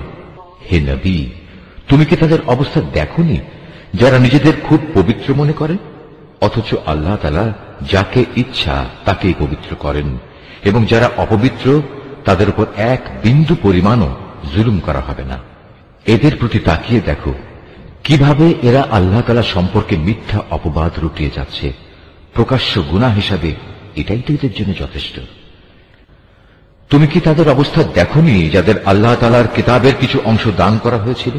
তারা আস্তে আস্তে নানা ধরনের ভিত্তিহীন অমূলক জাদুমন্ত্র জাতীয় জিনিস ও বহুতর মিথ্যা মাবুদের উপর ঈমান আনতে শুরু করল এবং কাফেরদের সম্পর্কে তারা বলতে লাগল, ঈমানদারদের তুলনায় এরাই তো সঠিক পথের উপর রয়েছে। এরাই হচ্ছে সেই হতভাগ্য মানুষগুলো যাদের উপর আল্লাহ তাআলা অভিসম্পাত করেছেন। আর আল্লাহ তাআলা যার উপর অভিশাপ পাঠান তার জন্য তুমি কোনো সাহায্যকারী পাবে না। অথবা এরা কি মনে করে যে তাদের ভাগে রাজত্ব ও প্রাচুর্য সংক্রান্ত কিছু বরাদ্দ করা আছে? যদি সত্যি সত্যি তেমন কিছু এদের দেওয়া হতো তাহলে এরা তো খেজুর পাতার একটি ঝিল্লিও কাউকে দিতে চাইত না। অথবা এরা কি অন্যান্য মানব সন্তানদের ব্যাপারে হিংসা বিদ্বেষ পোষণ করে যাদের আল্লাহ তাআলা নিজস্ব ভান্ডার থেকে জ্ঞান কৌশল ও রাজনৈতিক ক্ষমতা দান করেছেন? অথচ আমি তো ইব্রাহিমের বংশধরদেরও আমার গ্রন্থ ও সেই গ্রন্থলব্ধ জ্ঞান বিজ্ঞান দান করেছিলাম। এর সাথে আমি তাদের এক বিশাল পরিমাণ রাজত্বও দান করেছিলাম। কিন্তু তাদের মধ্যে অল্প কিছু লোকই তার উপর ঈমান এনেছে, আবার কেউ কেউ তার থেকে মুখ ফিরিয়ে নিয়েছে। এদের পুড়িয়ে দেওয়ার জন্য জাহান্নামী যথেষ্ট। যারা আমার আয়াতসমূহ অস্বীকার করেছে তাদের আমি অচিরেই জাহান্নামের আগুনে পুড়িয়ে দেব। অতঃপর পুড়ে যখন তাদের দেহের চামড়া গলে যাবে তখন আমি তার বদলে নতুন চামড়া বানিয়ে দেব যাতে করে তারা আযাব ভোগ করতে পারে। অবশ্যই আল্লাহ তাআলা মহাপরাক্রমশালী বিজ্ঞ কুশলী। যারা আমার আয়াতসমূহ বিশ্বাস করেছে এবং ভালো কাজ করেছে তাদের অচিরেই আমি এমন এক জান্নাতে প্রবেশ করাবো যার পাদদেশ দিয়ে ঝর্ণাধারা প্রবাহিত হবে। সেখানে তারা থাকবে চিরকাল। তাদের জন্য থাকবে পূত পবিত্র সঙ্গী ও সঙ্গিনীরা। সর্বোপরি আমি তাদের এক চিরস্নিগ্ধ ছায়ায় প্রবেশ করিয়ে দেব। হে ঈমানদার ব্যক্তিরা, আল্লাহ তাআলা তোমাদের নির্দেশ দিচ্ছেন তোমরা আমানতসমূহ তাদের যথার্থ মালিকের কাছে সোপর্দ করে দেবে। আর যখন মানুষের মাঝে কোনো কিছুর ব্যাপারে তোমরা বিচার ফয়সালা করো তখন তা ন্যায় ও ইনসাফের ভিত্তিতে করবে। আল্লাহ তাআলা তোমাদের যা কিছু উপদেশ দেন তা সত্যিই সুন্দর। আল্লাহ তাআলা সবকিছু দেখেন এবং শোনেন। হে ঈমানদার মানুষেরা, তোমরা আল্লাহর আনুগত্য করো তার রসূলের এবং সেসব লোকদের যারা তোমাদের মাঝে বিশেষভাবে দায়িত্বপ্রাপ্ত। অতঃপর তোমাদের মাঝে যদি কোনো ব্যাপারে মতবিরোধের সৃষ্টি হয়, তাহলে সেই বিষয়টি ফয়সালার জন্য আল্লাহ তাআলা ও তার রসুলের দিকে ফিরিয়ে নিয়ে যাও। যদি তোমরা সত্যিকার অর্থে আল্লাহর উপর এবং শেষ বিচারে দিনের উপর ঈমান এনে থাকো, তাহলে এই পদ্ধতি হবে তোমাদের বিরোধ মীমাংসার সর্বোৎকৃষ্ট উপায়, এবং বিরোধপূর্ণ বিষয়সমূহের ব্যাখ্যার দিক থেকেও এটি হচ্ছে উত্তম পন্থা। হে নবী, তুমি কি তাদের অবস্থা দেখোনি যারা মনে করে তারা সে বিষয়ের উপর ঈমান এনেছে যা তোমার কাছে পাঠানো হয়েছে, এবং সে কিতাবের উপর ঈমান এনেছে যা তোমার আগে নাজিল করা হয়েছে, কিন্তু ফয়সালার সময় আমার কিতাবের বদলে এরা মিথ্যা মাবুদদের কাছ থেকে ফয়সালা পেতে চায়। অথচ এদের নির্দেশ দেওয়া হয়েছিল তারা এসব মিথ্যা মাবুদদের অস্বীকার করবে। আসল কথা হচ্ছে শয়তান এদের সত্য থেকে অনেক দূরে সরিয়ে নিয়ে যেতে চায়। এদের যখন বলা হয় আল্লাহ তাআলা তাঁর রসুলের উপর যা কিছু নাজিল করেছেন তোমরা তার দিকে ফিরে এসো, তখন তুমি এই মুনাফিকদের দেখবে এরা তোমার কাছ থেকে একে একে মুখ ফিরিয়ে দূরে সরে যাচ্ছে। অতঃপর তাদের কৃতকর্মের কারণে যখন তাদের উপর কোনো বিপদ মুসিবত এসে পড়ে, তখন এদের অবস্থাটা কি হয় দেখেছ? তারা তখন সবাই তোমার কাছে ছুটে আসে এবং আল্লাহর নামের কসম করে তোমাকে বলে, আমরা তো কল্যাণ ও সম্প্রীতি ছাড়া আর কিছুই চাইনি। এদের মনের ভেতর কি অভিসন্ধি লুকিয়ে আছে তা আল্লাহ তাআলা ভালো করে জানেন। তাই তুমি এদের এড়িয়ে চলো। তুমি এদের ভালো উপদেশ দাও এমন সব কথায় যা তাদের অন্তর ছুঁয়ে যায়। তুমি আরো বলো, আমি যখনই কোনো জনপদে কোনো রসুল পাঠিয়েছি তাকে এজন্যই পাঠিয়েছি যে আল্লাহর নির্দেশ অনুযায়ী সেখানে তার শর্তহীন আনুগত্য করা হবে। যখনই তারা নিজেদের উপর কোনো জুলুম করবে তখনই তারা তোমার কাছে ছুটে আসবে এবং নিজেদের কৃতকর্মের জন্য আল্লাহ তাআলার কাছে ক্ষমা প্রার্থনা করবে। আল্লাহর রসুলও তাদের জন্য ক্ষমা চাইবে। এমত অবস্থায় তারা অবশ্যই আল্লাহকে পরম ক্ষমাশীল ও অতীব দয়ালু হিসেবে দেখতে পাবে। না, আমি তোমার মালিকের শপথ করে বলছি, এরা কিছুতেই ঈমানদার হতে পারবে না যতক্ষণ না তারা তাদের যাবতীয় মতবিরোধের ফয়সালায় তোমাকে শর্তহীনভাবে বিচারক মেনে নেবে। অতঃপর তুমি যা ফয়সালা করবে সে ব্যাপারে তাদের মনে আর কোনো দ্বিধাদ্বন্দ্ব থাকবে না, বরং তোমার সিদ্ধান্ত তারা সর্বান্তকরণে মেনে নেবে। আমি যদি তাদের উপর এ আদেশ জারি করতাম যে তোমরা নিজেদের জীবন বিসর্জন দাও অথবা তোমরা নিজেদের ভিটে মাটি ছেড়ে অন্যত্র চলে যাও, তাহলে তাদের মধ্যে সামান্য সংখ্যক মানুষই তা করত। যেসব উপদেশ তাদের দেয়া হয়েছে তা যদি তারা মেনে চলত তবে তা তাদের জন্য খুবই কল্যাণকর হতো এবং তাদের মানসিক স্থিরতাও এতে করে মজবুত হতো। তাহলে আমিও আমার পক্ষ থেকে এজন্য তাদের বড় ধরনের পুরস্কার দিতাম। উপরন্তু আমি তাদের সরল পথও দেখিয়ে দিতাম। যারা আল্লাহ তাআলা ও তার রসুলের আনুগত্য করে তারা শেষ বিচারের দিন সেসব পুণ্যবান মানুষদের সাথে থাকবে যাদের উপর আল্লাহ তাআলা প্রচুর নিয়ামত বর্ষণ করেছেন। এরা হচ্ছে নবী রসুল যারা হেদায়েতের সত্যতা স্বীকার করেছে, আল্লাহর পথে জীবন উৎসর্গকারী শহীদ ও অন্যান্য নেককার মানুষ। সাথী হিসাবে এরা সত্যি উত্তম। এ হচ্ছে আল্লাহ তাআলার কাছ থেকে অনুগ্রহ। মূলত কোনো কিছু জানার জন্য আল্লাহ তাআলাই যথেষ্ট। হে ঈমানদাররা, শত্রুর মোকাবেলায় তোমরা সর্বদা তোমাদের সতর্কতা গ্রহণ করো। অতঃপর হয় দলে দলে বিভক্ত হবে কিংবা একসঙ্গে শত্রুর মোকাবেলা করো। তোমাদের মধ্যে অবশ্যই এমন মুনাফিক লোক থাকবে যে যুদ্ধের ব্যাপারে গড়িমসি করবে। তোমাদের উপর কোনো বিপদ মুসিবত এলে সে বলবে, আল্লাহ তাআলা সত্যিই আমার উপর বড় অনুগ্রহ করেছেন, কেননা আমি সে সময় তাদের সাথে ছিলাম না। আর যদি তোমাদের উপর আল্লাহ তাআলার পক্ষ থেকে বিজয়ের অনুগ্রহ আসে তখন সে এমনভাবে বলে যেন তার সাথে তোমাদের কোন রকম বন্ধুত্বই ছিল না। সে তখন আরো বলে, কতই না ভালো হতো যদি আমি তাদের সাথে থাকতাম, তাহলে আজ আমিও অনেক বড় সফলতা অর্জন করতে পারতাম। যেসব মানুষ পরকালের বিনিময়ে এ পার্থিব জীবন ও তার সুখ স্বাচ্ছন্দ্য বিক্রি করে দিয়েছে সেসব মানুষের উচিত আল্লাহ তাআলার পথে লড়াই করা। কারণ যে আল্লাহর পথে লড়াই করবে সে এ পথে জীবন বিলিয়ে দেবে কিংবা সে বিজয় লাভ করবে। অচিরেই আমি তাকে এই উভয় অবস্থার জন্যই বিরাট পুরস্কার দেব। তোমাদের একই হয়েছে, তোমরা আল্লাহর পথে সেসব অসহায় নরনারী ও দুস্থ শিশু সন্তানদের বাঁচাবার জন্য লড়াই করো না যারা নির্যাতনে কাতর হয়ে ফরিয়াদ করছে। হে আমাদের মালিক, আমাদের এই জালেমদের জনপদ থেকে বের করে অন্য কোথাও নিয়ে যাও। অতঃপর তুমি আমাদের জন্য তোমার কাছ থেকে একজন অভিভাবক পাঠিয়ে দাও, তোমার কাছ থেকে আমাদের জন্য একজন সাহায্যকারী পাঠাও। যারা আল্লাহ তাআলা ও তার রাসূলের উপর ঈমান এনেছে তারা সর্বদা আল্লাহর পথে যুদ্ধ করে, আর যারা আল্লাহ তাআলাকে অস্বীকার করেছে তারা লড়াই করে মিথ্যা মাবুদদের সপক্ষে। অতএব তোমরা যুদ্ধ করো শয়তান ও তার চেলাচামুন্ডাদের বিরুদ্ধে। তোমরা সাহস হারিও না, কারণ শয়তানের ষড়যন্ত্র খুবই দুর্বল। হে নবী, তুমি কি তাদের অবস্থা দেখোনি যাদের প্রথম দিকে যখন বলা হয়েছিল তোমরা আপাতত লড়াই থেকে নিজেদের হাত গুটিয়ে রাখো, এখন নামাজ প্রতিষ্ঠা করো এবং যাকাত প্রদান করো, তখন তারা জিহাদের জন্য অস্থির হয়ে পড়েছিল। অথচ যখন পরবর্তী সময়ে তাদের উপর সত্যি সত্যি লড়াই হুকুম নাজিল করা হলো, তখন এদের একদল লোক তো প্রতিপক্ষের মানুষদের এমন ভাবে ভয় করতে শুরু করলো যেমনি ভয় শুধু আল্লাহ তাআলাকেই করা উচিত, ক্ষেত্র বিশেষে তার চাইতেও বেশি। তারা আরো বলতে শুরু করলো, হে আমাদের মালিক, তুমি আমাদের উপর যুদ্ধের এ হুকুম এত তাড়াতাড়ি জারি করতে গেলে কেন? কত ভালো হতো যদি তুমি আমাদের সামান্য কিছুটা অবকাশ দিতে। হে নবী, তুমি বলো, দুনিয়ার এ ভোগ সামগ্রী অত্যন্ত সামান্য। যে ব্যক্তি আল্লাহ তাআলাকে ভয় করে তার জন্য পরকাল অনেক উত্তম, আর সেই পরকালে তোমাদের উপর কণা মাত্র অবিচার করা হবে না। তোমরা যেখানেই থাকো না কেন মৃত্যু এসে তোমাদের নাগাল পাবেই। এমনকি তোমরা যদি কোনো মজবুত দুর্গেও থাকো সেখানেও মৃত্যু এসে হাজির হবে। এদের অবস্থা হচ্ছে, যখন কোনো কল্যাণ তাদের স্পর্শ করে তখন তারা বলে, হ্যাঁ, এ তো আল্লাহর পক্ষ থেকেই এসেছে। অপরদিকে যখন তাদের কোনো ক্ষতি ও অকল্যাণ স্পর্শ করে তখন তারা বলে, এসব তো এসেছে তোমার কাছ থেকে।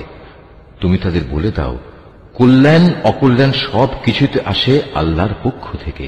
এই জাতির হয়েছে কি? এরা মনে হয় কথাটি বুঝতেই চায় না। যে কল্যাণই তুমি লাভ করো না কেন, মনে রেখো তা আল্লাহর পক্ষ থেকেই আসে, আর যেটুকু অকল্যাণ তোমার উপর আসে তা আসে তোমার নিজের কর্মদোষের কারণে। আমি তোমাকে মানুষদের জন্য রাসূল বানিয়ে পাঠিয়েছি, আর সাক্ষী হিসেবে তো আল্লাহ তাআলাই যথেষ্ট। যে ব্যক্তি রাসূলের আনুগত্য করে সে যেন আল্লাহরই আনুগত্য করে, আর যে ব্যক্তি তার আনুগত্য থেকে মুখ ফিরিয়ে নেয় তাদের উপর মনে রেখো আমি তোমাকে প্রহরী বানিয়ে পাঠাইনি। তারা মুখে মুখে বলে, আমরা তোমার আনুগত্য স্বীকার করি, কিন্তু তারা যখন তোমার কাছ থেকে দূরে সরে যায় তখন তাদের একদল লোক রাতের অন্ধকার সময়ে একত্রিত হয়ে ঠিক তুমি যা বলো তার বিরুদ্ধেই সলা পরামর্শ করে বেড়ায়। তারা রাতের বেলায় যা কিছু করে আল্লাহ তাআলা সেসব কর্মকাণ্ডগুলো ঠিক মতোই লিখে রাখছেন। অতএব তুমি এদের উপেক্ষা করে চলো এবং সর্ববিষয়ে শুধু আল্লাহ তাআলার উপরই ভরসা রাখো। অভিভাবক হিসেবে তো আল্লাহ তাআলাই যথেষ্ট। এরা কি কোরআন ও তার সূত্র নিয়ে চিন্তা গবেষণা করে না? এই গ্রন্থটা যদি আল্লাহ তাআলা ছাড়া অন্য কারো কাছ থেকে আসতো তাহলে তাতে অবশ্যই তারা অনেক গরমিল দেখতে পেত। এদের কাছে যখনই নিরাপত্তা কিংবা ভয়ের কোনো খবর আসে তখন সত্য মিথ্যা না জেনেই এরা তা প্রচার করে বেড়ায়। অথচ তারা যদি এ জাতীয় খবর আল্লাহর রাসূল এবং তাদের দায়িত্বপ্রাপ্ত ব্যক্তিকে জানিয়ে দিত তাহলে এমন সব লোকেরা তা জানতে পারত যারা তাদের মধ্যে থেকে সেই খবরের যথার্থতা যাচাই করতে পারত। যদি তোমাদের উপর আল্লাহর অনুগ্রহ না থাকত তাহলে এ প্রচারণার ফলে হাতে গোনা কিছু লোক ছাড়া তোমাদের অধিকাংশ লোকই শয়তানের অনুসারী হয়ে যেত। অতএব হে নবী, তুমি আল্লাহর পথে লড়াই করো, কেননা তোমাকে শুধু তোমার কাজকর্মের জন্যই দায়ী করা হবে এবং তুমি তোমার সাথী মোমেনদের আল্লাহ তাআলার পথে লড়াই করতে উদ্বুদ্ধ করতে থাকো। আল্লাহ তাআলা হয়তো অচিরেই এ কাফেরদের শক্তি চূর্ণ বিচূর্ণ করে দেবেন, কারণ আল্লাহ তাআলা শক্তিতে প্রবলতর, আবার শাস্তি দানেও তিনি কঠোরতর। যদি তার জন্য কোনো ব্যক্তি কোনো ভালো কাজে সুপারিশ করে তাহলে তাতে অবশ্যই তার অংশ থাকবে, আবার যে ব্যক্তি কোনো অন্যায় কাজের ব্যাপারে সুপারিশ করবে তাহলে তার সৃষ্ট অকল্যাণেও তার সমপরিমাণ অংশ থাকবে। আল্লাহ তাআলাই তোমাদের সব ধরনের কাজের একক নিয়ন্ত্রণকারী। যখন তোমাদের সালাম দ্বারা অভিবাদন জানানো হয় তখন তোমরা তার চাইতেও উত্তম পন্থায় তার জবাব দাও। উত্তম ভাবে না হলেও কমপক্ষে যতটুকু সে দিয়েছে ততটুকুই ফেরত দাও। অবশ্যই আল্লাহ তাআলা সব কিছুর পুঙ্খানুপুঙ্খ হিসাব রাখেন। আল্লাহ তাআলা এক মহান সত্তা, তিনি ছাড়া দ্বিতীয় কোনো মাবুদ নেই। অবশ্যই তিনি তোমাদের কিয়ামতের দিন এক জায়গায় জড়ো করবেন, সেদিনের ব্যাপারে কোনো রকম সন্দেহ নেই। আর এমন কে আছে যে আল্লাহ তাআলার চাইতে বেশি সত্য কথা বলতে পারে? এ কি হলো তোমাদের? তোমরা মুনাফিকদের ব্যাপারে দুদলে বিভক্ত হয়ে গেলে, বিশেষ করে যখন স্বয়ং আল্লাহ তাআলাই তাদের কৃতকর্মের জন্য তাদের উপর অভিশাপ নাজিল করেছেন। আল্লাহ তাআলা যাদের পথভ্রষ্ট করে দিয়েছেন, তোমরা কি তাদের সঠিক পথে আনতে চাও? বস্তুত আল্লাহ তাআলা যাকে পথভ্রষ্ট করেন তার জন্য তুমি কোনো পথে খুঁজে পাবে না। তারা তো এটাই কামনা করে যে তারা যেভাবে কুফরি করেছে তোমরাও তেমনি কুফরি করো, তাহলে তোমরা উভয়ে একই রকম হয়ে যেতে পারো। কাজেই তুমি তাদের মধ্যে থেকে কাউকেও নিজের বন্ধুরূপে গ্রহণ করো না, যতক্ষণ না তারা আল্লাহ তাআলার পথে নিজেদের ভিটে মাটি ছেড়ে ঈমানের প্রমাণ না দেবে। আর যদি তারা হিজরতের এই কাজটি না করে, তাহলে তোমরা তাদের যেখানেই পাবে গ্রেফতার করবে এবং যুদ্ধরত শত্রুদের সহযোগিতা করার জন্য তাদের হত্যা করবে। আর কোন অবস্থায় তাদের মধ্যে থেকে কাউকে তোমরা বন্ধু ও সাহায্যকারী হিসেবে গ্রহণ করো না। অবশ্য তাদের কথা আলাদা, যারা তোমাদের সাথে চুক্তিবদ্ধ কোনো একটি সম্প্রদায়ের সাথে এসে মিলিত হবে। আবার তাদের ব্যাপারও নয় যারা তোমাদের সামনে এমন মানসিক অবস্থা নিয়ে আসে যে মূলত তাদের অন্তর তোমাদের সাথে যেমনি লড়াই করতে বাধা দেয়, তেমনি নিজেদের জাতির বিরুদ্ধেও তাদের লড়াই করতে বাধা দেয়। অপরদিকে আল্লাহ তাআলা যদি চাইতেন, তিনি তোমাদের উপর এদের ক্ষমতাবান করে দিতে পারতেন। তেমন অবস্থায় তারা অবশ্যই তোমাদের সাথে লড়াই করত। অতএব এরা যদি তোমাদের কাছ থেকে আলাদা হয়ে যায়, ময়দানের লড়াই থেকে বিরত থাকে এবং তোমাদের কাছে শান্তি ও সন্ধির প্রস্তাব পাঠায়, তাহলে তাদের বিরুদ্ধে অভিযানের কোন পন্থাই আল্লাহ তাআলা তোমাদের জন্য উন্মুক্ত রাখেননি। এই মুনাফিকদের মাঝে তোমরা এমন আরেক দল পাবে যারা তোমাদের দিক থেকে যেমন শান্তি ও নিরাপত্তা পেতে চায়, তেমনি তারা তাদের নিজেদের জাতির কাছ থেকেও নিরাপত্তা ও নিশ্চয়তা পেতে চায়। কিন্তু এদের যখনই কোনো বিপর্যয় সৃষ্টির কাজের দিকে ডাক দেয়া হবে, তখন সাথে সাথেই এরা তোমাদের বিরুদ্ধে ঝাঁপিয়ে পড়বে। এরা যদি সত্যিই তোমাদের সাথে যুদ্ধ করা থেকে সরে না দাঁড়ায় এবং কোনো শান্তি ও সন্ধি প্রস্তাব তোমাদের কাছে পেশ না করে এবং নিজেদের অস্ত্র সংবরণ না করে, তাহলে তাদের তোমরা যেখানেই পাবে গ্রেফতার করবে এবং চরম বিদ্রোহের জন্য তাদের তোমরা হত্যা করবে। মূলত এরাই হচ্ছে সেসব লোক যাদের উপর আমি তোমাদের সুস্পষ্ট ক্ষমতা দান করেছি। এটা কোনো ইমানদার ব্যক্তির কাজ নয় যে সে আরেকজন ইমানদার ব্যক্তিকে হত্যা করবে। অবশ্য ভুলবশত করে ফেললে তা সম্পূর্ণ ভিন্ন কথা। যদি কোনো ইমানদার ব্যক্তি আরেকজন ইমানদার ব্যক্তিকে ভুল করে হত্যা করে, তাহলে তার বিনিময় হচ্ছে সে একজন দাস মুক্ত করে দেবে এবং তার সাথে নিহত ব্যক্তির পরিবার পরিজনকে তার রক্তের ন্যায়সঙ্গত মূল্য পরিশোধ করে দেবে। তবে নিহত ব্যক্তির পরিবারের লোকেরা যদি রক্তমূল্য মাফ করে দেয়, তবে তা স্বতন্ত্র কথা।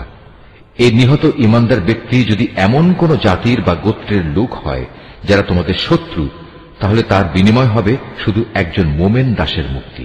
অপরদিকে নিহত ব্যক্তি যদি এমন এক সম্প্রদায়ের কেউ হয়ে থাকে যাদের সাথে তোমাদের কোনো সন্ধি চুক্তি বলবৎ আছে, তবে তার রক্তের মূল্য আদায় করা ও একজন ইমানদার দাসের মুক্তিও অপরিহার্য।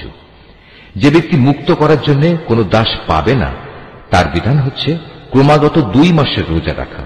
এ হচ্ছে আল্লাহ তাআলার পক্ষ থেকে মানুষের তওবা কবুল করানোর ব্যবস্থা মাত্র। বস্তুত আল্লাহ তাআলা সর্বজ্ঞ, কুশলী। যে ব্যক্তি ইচ্ছাকৃতভাবে কোনো ইমানদার ব্যক্তিকে হত্যা করবে, তার শাস্তি হচ্ছে জাহান্নাম। সেখানে সে অনন্তকাল ধরে পড়ে থাকবে। আল্লাহ তাআলা তার উপর ভয়ানক রুষ্ট, তাকে তিনি লানত দেন। আল্লাহ তাআলা তার জন্য যন্ত্রণাদায়ক আযাব প্রস্তুত করে রেখেছেন। হে ইমানদার ব্যক্তিরা, তোমরা যখন আল্লাহ তাআলার পথে জিহাদের রাস্তায় বের হবে, তখন বিচার বুদ্ধি প্রয়োগ করবে। কোন ব্যক্তি কিংবা সম্প্রদায় যখন তোমাদের সামনে শান্তি ও সন্ধির প্রস্তাব পেশ করে, তখন কিছু বৈষয়িক ধন সম্পদের প্রত্যাশায় তাকে তোমরা বলো না যে না, তুমি ইমানদার নও।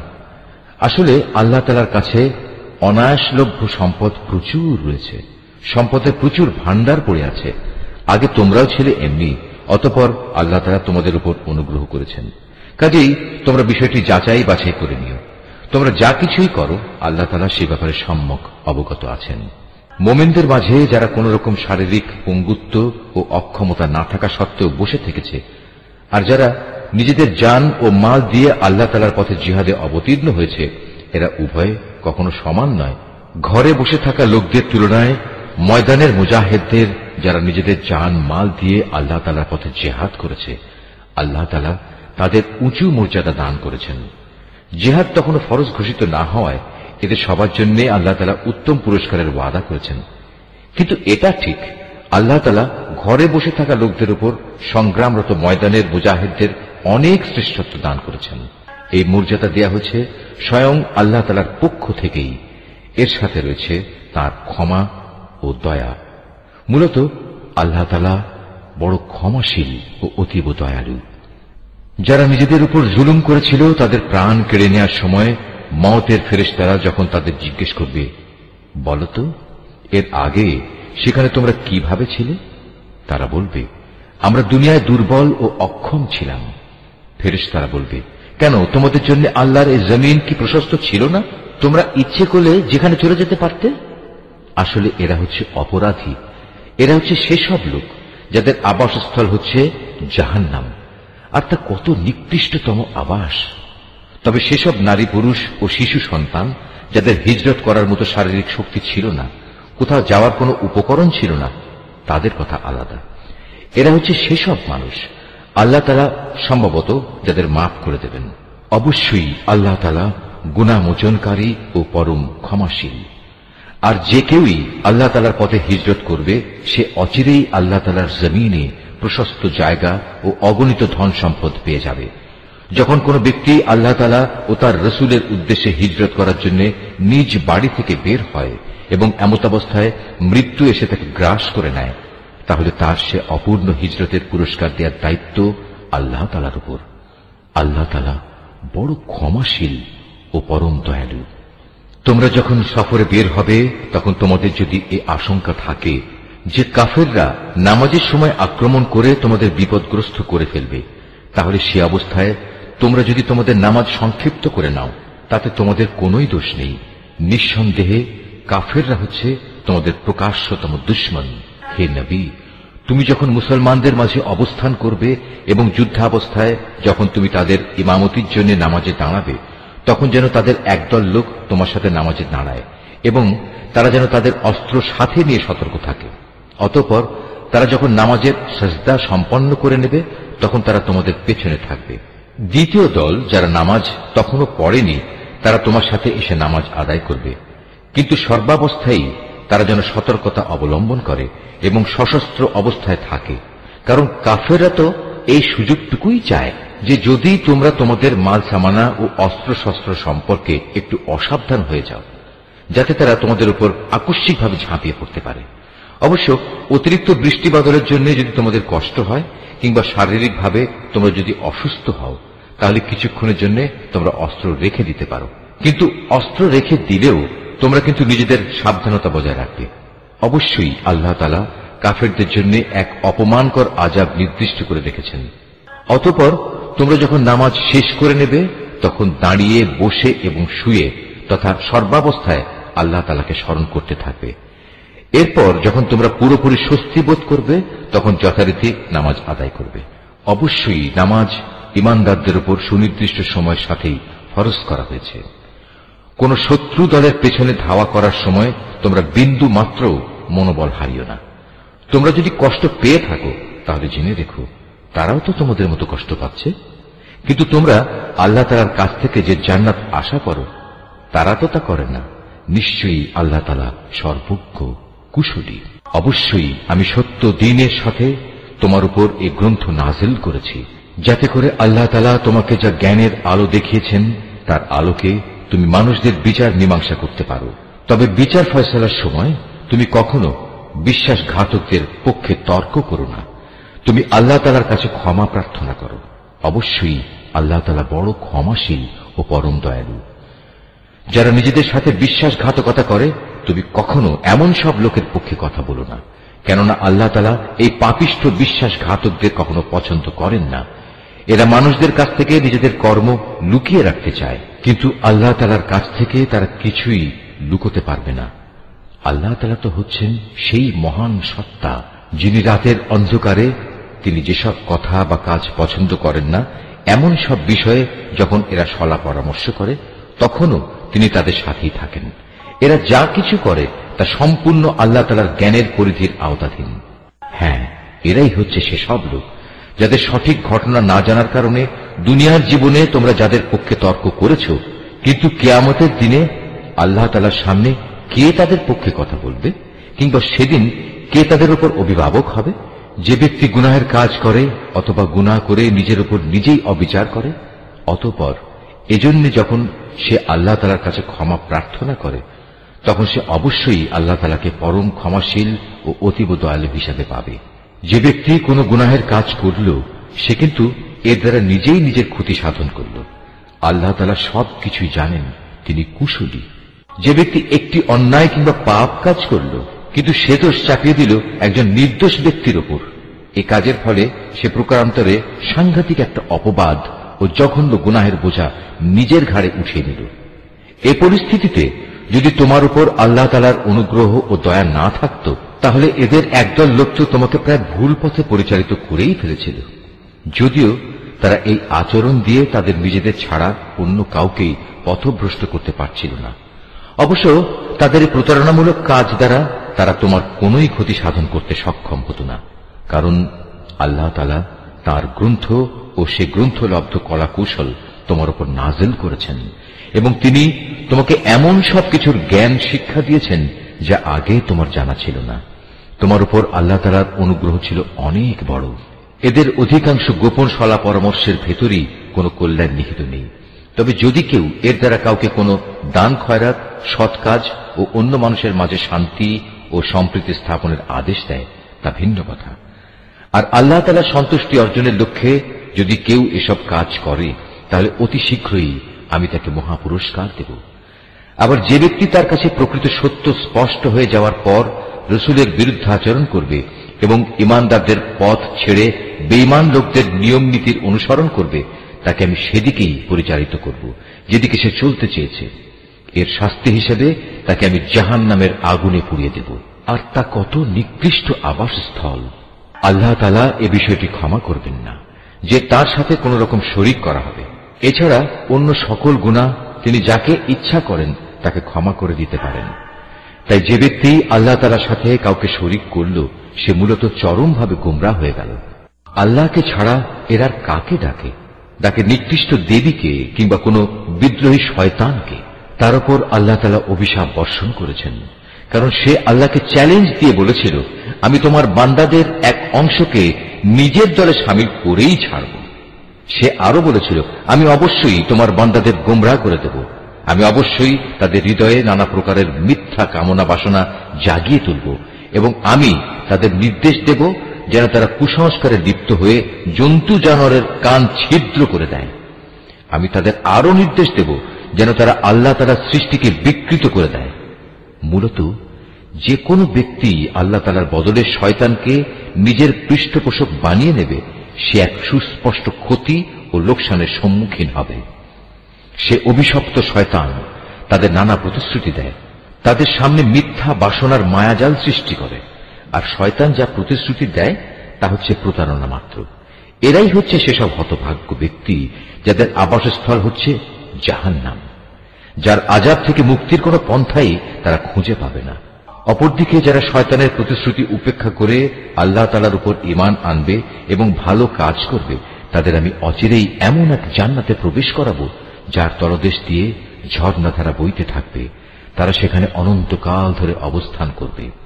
আল্লাহর ওয়াদা সত্য, আর আল্লাহর চাইতে বেশি সত্য কথা কে বলতে পারে? মানুষের ভালো মন্দ যেমনি তোমাদের খেয়াল খুশির সাথে জড়িত নয়, তেমনি তা আহলে কিতাবদের খেয়াল খুশির সাথেও সম্পৃক্ত নয়। আসল কথা হচ্ছে, যে ব্যক্তি কোন গুনাহের কাজ করবে তাকে তার প্রতিফল ভোগ করতে হবে, আর এ পাপী ব্যক্তি সেদিন আল্লাহ তাআলা ছাড়া অন্য কাউকেই নিজেদের পৃষ্ঠপোষক ও সাহায্যকারী হিসেবে পাবে না। পক্ষান্তরে যে ব্যক্তি কোনো ভালো কাজ করবে, নর কিংবা নারী, সে যদি ঈমানদার অবস্থায় তা সম্পাদন করে, তাহলে সে এবং তার মতো সব লোক অবশ্যই জান্নাতে প্রবেশ করবে। পুরস্কার দেওয়ার সময় তাদের উপর বিন্দু মাত্র অবিচার করা হবে না। তার চাইতে উত্তম জীবন বিধান আর কার হতে পারে যে আল্লাহ তাআলার নির্দেশের সামনে মাথা নত করে দেয়? মূলত সেই হচ্ছে নিষ্ঠাবান ব্যক্তি। তদুপরি সে নিষ্ঠার সাথে ইব্রাহিমের আদর্শ মেনে চলে, আর আল্লাহ তাআলা ইব্রাহিমকে স্বীয় বন্ধুরূপে গ্রহণ করেছেন। আসমান ও জমিনে যা কিছু আছে তার সবকিছুই আল্লাহ তাআলার জন্য, আর আল্লাহ তাআলা তার ক্ষমতা দিয়ে সবকিছুই পরিবেষ্টন করে আছেন। হে নবী, তারা তোমার কাছে নারীদের ব্যাপারে সিদ্ধান্ত জানতে চায়। তুমি তাদের বলো, আল্লাহ তাআলা তাদের ব্যাপারে তোমাদের জানিয়ে দিচ্ছেন তা সেই এতিম নারীদের সম্পর্কিত ব্যাপার, আর এই কিতাব থেকে যা কিছু তোমাদের উপর পঠিত হচ্ছে। আল্লাহ তাআলা তাদের জন্য যেসব অধিকার দান করেছেন যা তোমরা আদায় করতে চাও না, অথচ তোমরা তাদের বিয়ে ঠিকই করতে চাও। অসহায় শিশু সন্তান ও এতিমদের ব্যাপারে তোমাদের বলা হচ্ছে তোমরা যেন সুবিচার কায়েম করো। তোমরা যেটুকু সৎ কাজই করো, আল্লাহ তাআলা তার সবকিছু সম্পর্কেই সম্যকভাবে অবহিত রয়েছেন। যদি কোন স্ত্রীলোক তার স্বামীর কাছ থেকে দুর্ব্যবহার কিংবা অবজ্ঞার আশঙ্কা করে, তাহলে সে অবস্থায় পারস্পরিক ভালোর জন্য আপোষ নিষ্পত্তি করে নিলে তাদের উপর এতে কোনো দোষ নেই, কারণ সর্বাবস্থায় আপোষ মীমাংসার পন্থাই হচ্ছে উত্তম পন্থা। কিন্তু সমস্যা হচ্ছে মানুষ আপোষ করতে গেলে লালসার দিকেই বেশি পরিমাণে ধাবিত হয়ে পড়ে। কিন্তু তোমরা যদি সততার পন্থা অবলম্বন করো এবং শয়তানের কাছ থেকে নিজেকে রক্ষা করো, তাহলে সেটাই তোমাদের জন্য ভালো, কারণ আল্লাহ তাআলা তোমাদের সব কর্মকাণ্ড অবলোকন করে থাকেন। তোমরা কখনো একাধিক স্ত্রীদের মাঝে ইনসাফ করতে পারবে না, যদিও মনে প্রাণে তোমরা তা চাইবে। তাই তাদের একজনের দিকে তুমি এমন ভাবে ঝুঁকে পড়ো না যে দেখে মনে হবে আরেকজনকে ঝুলন্ত অবস্থায় রেখে দিয়েছ। তোমরা যদি সংশোধনের চেষ্টা করো এবং আল্লাহ তাআলাকে ভয় করো, তাহলে তুমি দেখবে আল্লাহ তাআলা অতি ক্ষমাশীল ও পরম দয়ালু। অতঃপর যদি সত্যি সত্যি তারা একে অপরের কাছ থেকে বিচ্ছিন্ন হয়ে যায়, তাহলে আল্লাহ তাআলা তার ভান্ডার থেকে দান করে তাদের সবাইকে পারস্পরিক মুখাপেক্ষিতা থেকে রেহাই দেবেন। আল্লাহ তাআলা নিঃসন্দেহে প্রাচুর্যময় ও প্রশংসাভাজন। আসমান জমিনে যা কিছু আছে সবই আল্লাহ তাআলার জন্য। তোমাদের আগেও যাদের কাছে কিতাব নাজিল করা হয়েছিল তাদের আমি এ নির্দেশ দিয়েছিলাম যেন তারা আল্লাহ তাআলাকে ভয় করে। আমি তোমাদেরও নির্দেশ দিচ্ছি। আর যদি তোমরা আল্লাহকে অস্বীকার করো, তাহলে জেনে রেখো আকাশ পাতালে যা কিছু আছে সবকিছুই তো আল্লাহ তাআলার জন্য। আল্লাহ তাআলা বেনিয়াজ, সব প্রশংসা তাঁরই প্রাপ্য। অবশ্যই আসমান জমিনের সব কয়টি জিনিসের মালিকানা তাঁর। যাবতীয় কর্ম সম্পাদনে আল্লাহ তাআলাই যথেষ্ট। হে মানুষ, তিনি চাইলে যে কোনো সময় জমিনের কর্তৃত্ব থেকে তোমাদের অপসারণ করে অন্য কোন সম্প্রদায়কে এনে বসিয়ে দিতে পারেন। এ কাজে তিনি অবশ্যই ক্ষমতাবান। তোমাদের মধ্যে যে ব্যক্তি এ দুনিয়াতেই তার পুরস্কার পেতে চায়, তার জেনে রাখা উচিত আল্লাহ তাআলার কাছে তো ইহকাল পরকাল এ উভয় কালের পুরস্কারই রয়েছে। আল্লাহ তাআলা তো সবকিছু শোনেন এবং সবকিছুই দেখেন। হে ঈমানদাররা, তোমরা সর্বদাই ইনসাফের উপর দৃঢ়ভাবে প্রতিষ্ঠিত থেকো এবং আল্লাহ তাআলার জন্য সত্যের সাক্ষী হিসেবে নিজেকে পেশ করো। যদি এ কাজটি তোমরা নিজের পিতামাতার কিংবা নিজের আত্মীয় স্বজনের উপরেও আসে, তবুও তা তোমরা মনে রাখবে। সে ব্যক্তি ধনী হোক কিংবা গরিব, এটা কখনো দেখবে না, কেননা তাদের উভয়ের চাইতে আল্লাহ তাআলার অধিকার অনেক বেশি। অতএব তুমি কখনো ন্যায় বিচার করতে নিজের খেয়াল খুশির অনুসরণ করো না। যদি তোমরা পেঁচানো কথা বলো কিংবা সাক্ষ্য দেয়া থেকে বিরত থাকো, তাহলে জেনে রাখবে তোমরা যা কিছুই করো না কেন আল্লাহ তাআলা তার যথার্থ খবর রাখেন। হে ঈমানদার ব্যক্তিরা, তোমরা ঈমান আনো আল্লাহর উপর, তার রসুলের উপর, সে কিতাবের উপর যা আল্লাহ তাআলা তার রসুলের উপর নাজিল করেছেন, এবং সেসব কিতাবের উপর যা ইতিপূর্বে তিনি নাজিল করেছেন।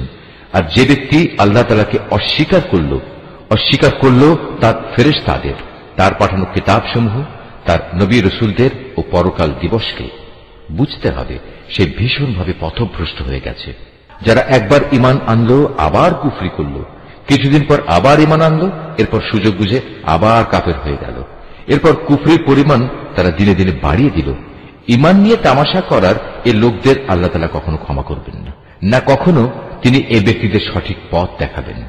হে নবী, মুনাফিক ব্যক্তিদের তুমি সুসংবাদ দাও যে তাদের জন্য ভয়াবহ আযাব রয়েছে, যারা দুনিয়ার ফায়দার জন্য ঈমানদারদের বদলে কাফেরদের বন্ধু হিসেবে গ্রহণ করেছে। তারা কি এর দ্বারা এদের কাছ থেকে কোন রকম মান সম্মানের প্রত্যাশা করে? অথচ সবটুকু মান সম্মান তো আল্লাহ তাআলার জন্যই নির্দিষ্ট। আল্লাহ তাআলা ইতিপূর্বেও এই কিতাবের মাধ্যমে তোমাদের উপর আদেশ নাজিল করেছিলেন যে তোমরা যখন দেখবে কাফেরদের কোনো বৈঠকে আল্লাহ তাআলা নাজিল করা কোনো আয়াত অস্বীকার করা হচ্ছে এবং তার সাথে ঠাট্টা বিদ্রূপ করা হচ্ছে, তখন তোমরা তাদের সাথে এ ধরনের মজলিসে বসো না, যতক্ষণ না তারা অন্য কোনো আলোচনায় লিপ্ত হয়। এমনটি করলে অবশ্যই তোমরা তো তাদের মতো হয়ে গেলে। জেনে রেখো, আল্লাহ তাআলা অবশ্যই সব কাফের ও মুনাফিকদের জাহান্নামে একত্রিত করে ছাড়বেন। যারা সবসময় তোমাদের শুভ দিনের প্রতীক্ষায় থাকে, যদি আল্লাহ তাআলার অনুগ্রহে তোমাদের বিজয় আসে, তখন এরা কাছে এসে বলবে, কেন আমরা কি এই যুদ্ধে তোমাদের পক্ষে ছিলাম না? আবার যদি কখনো কাফেরদের ভাগে বিজয়ের অংশ লেখা হয়, তাহলে এরা সেখানে গিয়ে বলবে, আমরা কি তোমাদের মুসলমানদের কাছ থেকে রক্ষা করিনি? এমন অবস্থায় শেষ বিচারের দিনেই আল্লাহ তাআলা তোমাদের উভয়ের মাঝে ফয়সালা শুনিয়ে দেবেন এবং আল্লাহ তাআলা সেদিন মুমিনদের বিরুদ্ধে এ কাফেরদের কোনো অজুহাত পেশ করার পথ অবশিষ্ট রাখবেন না। অবশ্যই মুনাফিকরা আল্লাহ তাআলাকে ধোঁকা দেয়। মূলত এর মাধ্যমে আল্লাহই তাদের প্রতারণায় ফেলে দিচ্ছেন। এরা যখন নামাজে দাঁড়ায় তখন একান্ত আলস্য ভরেই দাঁড়ায়, আর তাও কেবল লোক দেখানোর জন্যই। এরা আল্লাহ তাআলাকে আসলে কমই স্মরণ করে। এরা কুফরি ও ইমানের এর দুটানায় দোদুল্যমান। এরা না এদিকে না ওদিকে। তুমি সে ব্যক্তিকে কখনো সঠিক পথ দেখাতে পারবে না যাকে আল্লাহ তাআলাই গুমরাহ করে দেন। হে ইমানদার বান্দারা, তোমরা ইমানদার ব্যক্তিদের বাদ দিয়ে কাফেরদের নিজেদের বন্ধুরূপে গ্রহণ করো না। তোমরা কি তাদের বন্ধুরূপে গ্রহণ করে আল্লাহ তাআলার কাছে তোমাদের বিরুদ্ধে কোনো সুস্পষ্ট প্রমাণ তুলে দিতে চাও? এ কাফের ও মুনাফিকরা জাহান্নামের সর্বনিম্ন স্তরে অবস্থান করবে। তুমি সেদিন তাদের জন্য কোনো সাহায্যকারী খুঁজে পাবে না। তবে তাদের কথা আলাদা, যারা তওবা করে এবং পরবর্তী জীবন সংশোধন করে নেয়, আল্লাহ তাআলার রশি শক্ত করে ধরে রাখে এবং একমাত্র আল্লাহ তাআলার উদ্দেশ্যেই স্বীয় জীবন বিধান একনিষ্ঠ করে নেবে, এসব লোকেরা অবশ্যই সেদিন বিশ্বাসী বান্দাদের সাথে অবস্থান করবে। আর অচিরেই আল্লাহ তাআলা তার ঈমানদার বান্দাদের বড় ধরনের পুরস্কার দেবেন। তোমরাই বলো, আল্লাহ তাআলা কি খামোখা তোমাদের শাস্তি দেবেন যদি তোমরা তার প্রতি কৃতজ্ঞতা আদায় করো এবং তার উপর ঈমান আনো? বস্তুত আল্লাহ তাআলা হচ্ছেন সর্বোচ্চ পুরস্কার দাতা, সম্যক ওয়াকিবহাল। আল্লাহ তাআলা প্রকাশ্যভাবে মন্দ কথা বলা কখনো পছন্দ করেন না। তবে যে ব্যক্তির উপর অবিচার করা হয়েছে তার কথা আলাদা। আল্লাহ তাআলা ভালোভাবে শোনেন এবং জানেন। ভালো কাজ তোমরা প্রকাশ্যে করো কিংবা তা গোপনে করো, অথবা কোনো মন্দ কাজের জন্য যদি তোমরা ক্ষমা করে দাও, তাহলে তোমরাও দেখতে পাবে আল্লাহ তাআলা অতি ক্ষমাশীল ও প্রবল শক্তিমান। যারা আল্লাহ তাআলা ও তার রসুলদের অবিশ্বাস করে এবং আল্লাহ তাআলা ও রসুলদের মাঝে এই বলে একটা পার্থক্য করতে চায় যে আমরা রসুলদের কয়েকজনকে স্বীকার করি আবার কয়েকজনকে অস্বীকার করি, এর দ্বারা আসলে এরা নিজেদের জন্য একটা মাঝামাঝি রাস্তা বের করে নিতে চায়। এরাই হচ্ছে সত্যিকারের কাফের। আর আমি এ কাফেরদের জন্যই নির্দিষ্ট করে রেখেছি এক চরম লাঞ্ছনাদায়ক শাস্তি। অপরদিকে যারা আল্লাহ তাআলা ও তার রসুলের উপর ঈমান আনে এবং তার পাঠানো নবী রসুলদের একজনের সাথে আরেকজনের কোন রকম পার্থক্য করে না, এরাই হচ্ছে সেসব লোক যাদের তিনি অচিরেই অনেক পুরস্কার দান করবেন। প্রকৃতপক্ষে আল্লাহ তাআলা অত্যন্ত ক্ষমাশীল ও মহাদয়ালু। আহলে কিতাবের লোকেরা তোমার কাছে চায় তুমি যেন আসমান থেকে তাদের জন্য কোনো কিতাব নাজিল করো। এরা তো মুসার কাছে এর চাইতে বড় রকমের দাবি পেশ করেছিল। তখন তারা বলেছিল, হে মুসা, তুমি স্বয়ং আল্লাহ তাআলাকেই আমাদের প্রকাশ্যভাবে দেখিয়ে দাও। অতঃপর তাদের এই বাড়াবাড়ির জন্য তাদের উপর প্রচন্ড বজ্রপাত এসে নিপতিত হয়েছে এবং এ সম্পর্কিত সুস্পষ্ট প্রমাণসমূহ তাদের কাছে আসার পরেও তারা গোবাছুরকে উপাস্য হিসেবে গ্রহণ করেছে। অতঃপর আমি তাদের এ অপরাধ ক্ষমা করে দিলাম এবং আমি মুসাকে স্পষ্ট প্রমাণসহ কিতাব দান করলাম। এদের ওপর তুর পাহাড়কে উঠিয়ে উঁচু করে ধরে আমি এদের কাছ থেকে আনুগত্যের প্রতিশ্রুতি আদায় করেছিলাম। আমি তাদের বলেছিলাম, নগরের দ্বার প্রান্ত দিয়ে ভেতরে প্রবেশ করার সময় তোমরা একান্ত অনুগত হয়ে ঢুকবে। আমি তাদের আরো বলেছিলাম, তোমরা শনিবারে মাছ ধরে আমার বিধানের সীমা লঙ্ঘন করো না। এ ব্যাপারে আমি তাদের কাছ থেকে শক্ত প্রতিশ্রুতি আদায় করে নিয়েছিলাম। অতঃপর তাদের পক্ষ থেকে এই প্রতিশ্রুতি ভঙ্গ করা, আল্লাহর আয়াতসমূহকে তাদের অস্বীকার করা এবং অন্যায়ভাবে আল্লাহ তাআলার নবীদের তাদের হত্যা করা, তদুপরি তাদের একথা বলা আমাদের হৃদয়ে বাতিল চিন্তাধারায় আচ্ছাদিত হয়ে আছে। প্রকৃতপক্ষে তাদের ক্রমাগত অস্বীকার করার কারণে আল্লাহ তাআলা স্বয়ং তাদের দিলের উপর মোহর মেরে দিয়েছেন। তাই এদের কম সংখ্যক লোকই ঈমান আনে। যেহেতু এরা আল্লাহকে অস্বীকার করতেই থাকল, এরা পুণ্যবতী মারিয়ামের উপরও জঘন্য অপবাদ আনল। তাদের এই মিথ্যা উক্তি যে আমরা অবশ্যই মারিয়ামের পুত্র ঈসাকে হত্যা করেছি, যিনি ছিলেন আল্লাহর রসূল, যদিও আসল ঘটনা হচ্ছে তারা কখনোই তাকে হত্যা করেনি, তারা তাকে শূলবিদ্ধও করেনি। মূলত তাদের কাছে ধাঁধার কারণে এমনই একটা কিছু মনে হয়েছিল। তাদের মাঝে যারা সঠিক ঘটনা না জানার কারণে তার ব্যাপারে মতবিরোধ করেছিল, তারাও এতে করে সন্দেহে পড়ে গেল। এ ব্যাপারে তাদের অনুমানের অনুসরণ করা ছাড়া সঠিক কোন জ্ঞানই ছিল না। তবে এটুকু নিশ্চিত, তারা তাকে হত্যা করেনি, বরং আসল ঘটনা ছিল আল্লাহ তাআলা তাকে তার নিজের কাছে তুলে নিয়েছেন। আল্লাহ তাআলা মহাপরাক্রমশালী ও মহাপ্রজ্ঞাময়। এই আহলে কিতাবদের মাঝে এমন একজনও থাকবে না যে ব্যক্তি তার মৃত্যুর আগে তার তিরোধান সম্পর্কে আল্লাহ তাআলার এই কথার উপর ঈমান আনবে না। কিয়ামতের দিনে সে নিজেই এদের উপর সাক্ষী হবে।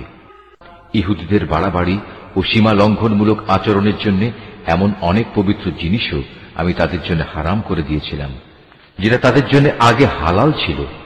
এটা এই কারণে যে এরা বহু মানুষকে আল্লাহ তাআলার পথ থেকে বিরত রেখেছে। যেহেতু এরা লেনদেনের সুদ গ্রহণ করে, অথচ এদের তা থেকে সুস্পষ্টভাবে নিষেধ করা হয়েছিল, এবং এরা অন্যের মাল সম্পদ ধোঁকা প্রতারণার মাধ্যমে গ্রাস করে। তাদের মধ্যে এসব অপরাধে লিপ্ত কাফেরদের জন্য আমি তাই কঠিন আযাব নির্দিষ্ট করে রেখেছি।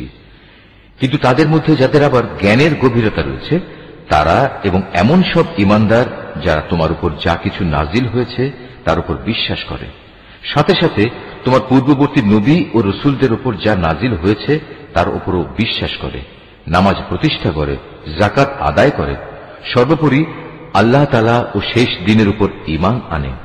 মূলত এরাই হচ্ছে সেসব সৌভাগ্যবান মানুষ যাদের অচিরেই আমি মহাপুরস্কার দেব। হে নবী, আমি তোমার কাছে আমার ওহী পাঠিয়েছি, যেমনি করে আমি ওহী পাঠিয়েছিলাম নূহ ও তার পরবর্তী নবীদের প্রতি। আমি আরো ওহী পাঠিয়েছিলাম ইব্রাহিম, ইসমাইল, ইসহাক, ইয়াকুব ও তার বংশধরদের কাছে। ওহী পাঠিয়েছি ঈসা, আইয়ুব, ইউনুস, হারুন ও সুলাইমানের কাছেও। অতঃপর আমি দাউদের ওপর জাবুর গ্রন্থ অবতীর্ণ করেছি। রসুলদের মাঝে এমনও অনেকে আছে যাদের কথা ইতিপূর্বে আমি তোমার কাছে বলেছি, কিন্তু এদের মাঝে বহু রসুল এমনও আছে যাদের নাম ঠিকানা কিছুই আমি তোমাকে বলিনি। মুসার সাথে তো আল্লাহ তাআলা কথাও বলেছেন। রসুলরা জান্নাতের সুসংবাদবাহী ও জাহান্নামের ভয় প্রদর্শনকারী। তাদের এজন্যই পাঠানো হয়েছিল যাতে করে রসুলদের আগমনের পর আল্লাহ তাআলার উপর মানব জাতির কোনো অজুহাত খাড়া করার সুযোগ না থাকে। সত্যি আল্লাহ তাআলা মহাপরাক্রমশালী ও প্রজ্ঞাময়। কিন্তু মানুষ যত অজুহাতই পেশ করুক না কেন, আল্লাহ তোমার উপর যা কিছু নাজিল করেছেন তা তাঁর প্রত্যক্ষ জ্ঞানের মাধ্যমেই করেছেন। ফেরেশতারাও তো একথার সাক্ষ্য দেবে, যদিও ওহীর সাক্ষ্য প্রদানের জন্য আল্লাহ তাআলা একাই যথেষ্ট। নিশ্চয়ই যারা এই ওহী অস্বীকার করে এবং অন্য মানুষদেরও আল্লাহ তাআলার পথ থেকে সরিয়ে রাখে, তারা আসলে গুমরাহী ও পথভ্রষ্টতায় অনেক দূর এগিয়ে গেছে। নিশ্চয়ই যারা কুফরি করল এবং চরমভাবে সীমা লঙ্ঘন করল, তাদের ব্যাপারে এটা কখনো হবে না যে আল্লাহ তাআলা তাদের ক্ষমা করে দেবেন, না তিনি তাদের সঠিক রাস্তা দেখাবেন। হ্যাঁ, একটি মাত্র রাস্তাই তাদের জন্য উন্মুক্ত থাকবে, এবং তা হচ্ছে জাহান্নামের রাস্তা, যেখানে তারা অনন্তকাল ধরে পড়ে থাকবে।